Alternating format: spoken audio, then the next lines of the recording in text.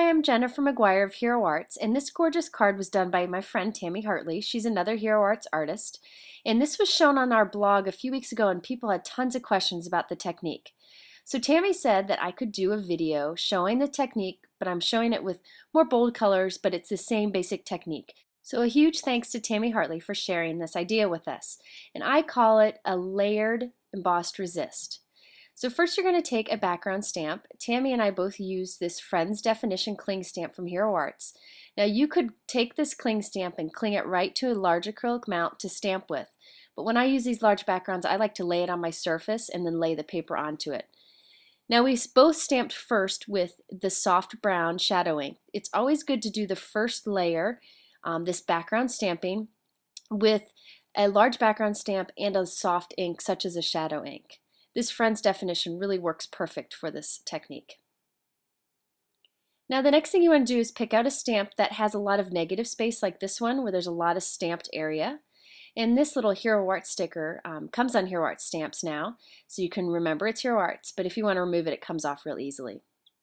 Now for the embossed layer, you want to use some sort of embossing ink. Here I'm using Versamark Dazzle, which has a little bit of shine to it that's really lovely. It's subtle, but just adds a nice touch. Now you're going to ink this up very well and stamp it over your background stamped piece. I'm not really caring too much about where I stamp it because I'm going to cut it out later. It just makes the process a lot easier. So after I stamped it firmly, I'm going to shake on some clear embossing powder. Here I'm using some ultrafine, but any clear embossing powder would work. Just shake it on and then heat it up until it's embossed. And you can see the embossed area here. It's really hard to see, but that's critical for making this technique work. Now it's time to add some color to this.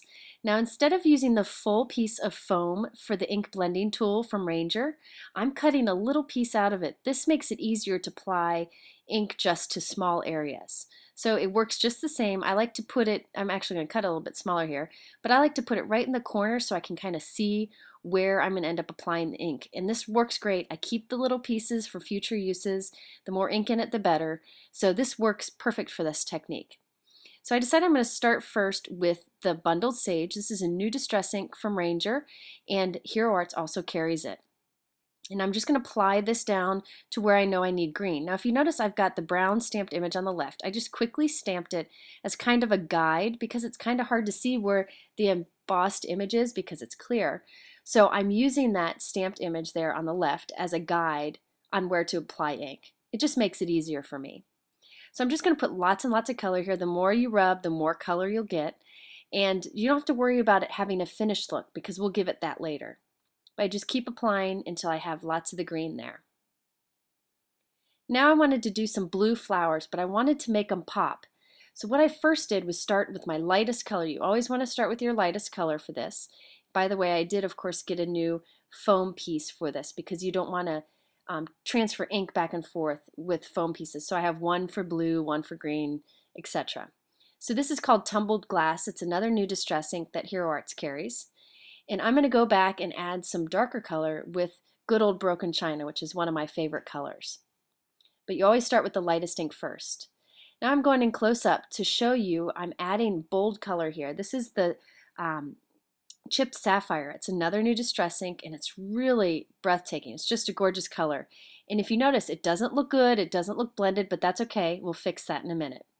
So I'm also going back with some peeled paint, green ink, and applying that over the green ink I did earlier, just a darker color, and you can see how I'm getting a lot of dimensional color here. But again, you don't have to worry about blending just yet. And you can see where we embossed, it's resisting the ink. It's great. It's showing that textbook print through the embossed area. Now this is how I get distress inks to blend. This works with distress inks because distress inks blend with water and they keep their color true. Now watch, as I put water on this, just a little bit of water, it blends those colors together. It makes it look really nice.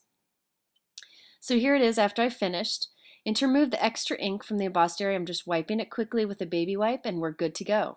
So you can see that shine keeps that textbook showing through and resist the ink that we applied over it.